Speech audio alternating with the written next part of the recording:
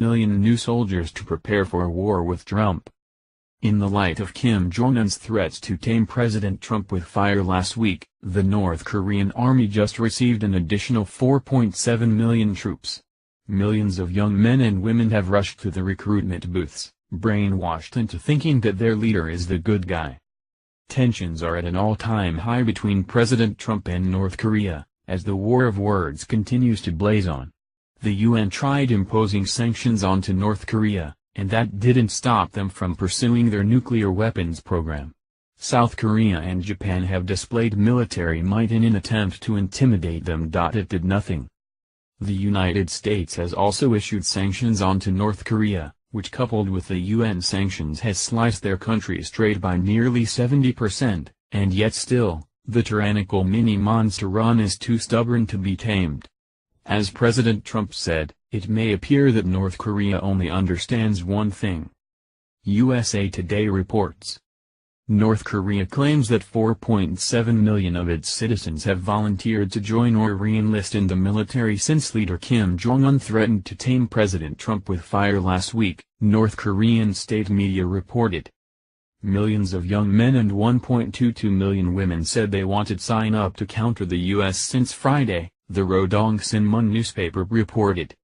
Pyongyang has previously claimed that North Koreans have volunteered to join the military as part of propaganda campaigns to boost solidarity, according to South Korean news agency Yonhap. China, Pyongyang's most important ally, on Thursday ordered North Korean companies in the country and joint ventures with Chinese firms to close within 120 days of the passing of the latest round of UN sanctions on September 12. The United Nations Security Council also voted unanimously to ban North Korean textile exports, and to severely cut down on fuel supplies following their sixth nuclear test. Again, despite these massive sanctions, North Korean officials seem 100% convicted on starting a third world war. Fortunately, Mad Dog Mattis is Trump's right-hand man for military strategy, and the retired four-star general is not one to be trifled with.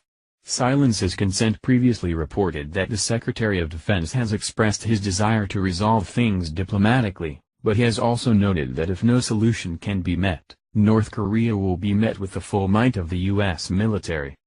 The no-bones general is known for his direct and surgically precise style of both speaking and waging warfare, hence his nickname Mad Dog. So when he just issued this statement about our willingness to go to war with North Korea, he certainly lived up to his reputation. Mattis emphasized that while America would certainly rather deal with Kim Jong-un diplomatically, either through UN sanctions or other methods, we are by no means putting military action off the table. He stated that the goal is to keep the North Korean crisis in the diplomatic realm as long as possible, urging that America and its allies should try to find a way to solve this diplomatically. Joseph Dunford, chairman of the Joint Chiefs of Staff, explained our strategy in depth during his press conference earlier today. When Secretary of State Rex Tillerson came in last year, people told him that there were two things he couldn't do anything about, Dunford said. One was that nuclear weapons were inextricably linked to the survival of their regime in North Korea, they wouldn't trade away nuclear weapons. The second is that China wouldn't cooperate. Secretary Tillerson is testing those two assumptions because the alternatives are dire. He added that America has been pressuring North Korea to denuclearize, and that we've been working very closely with the Chinese. He also noted that Secretary Tillerson has been relentless in dealing with the Chinese over the past few months, to get them to cooperate. As tensions rise and tempers rage on, many Americans are concerned that North Korea could end up causing the largest war of the 21st century.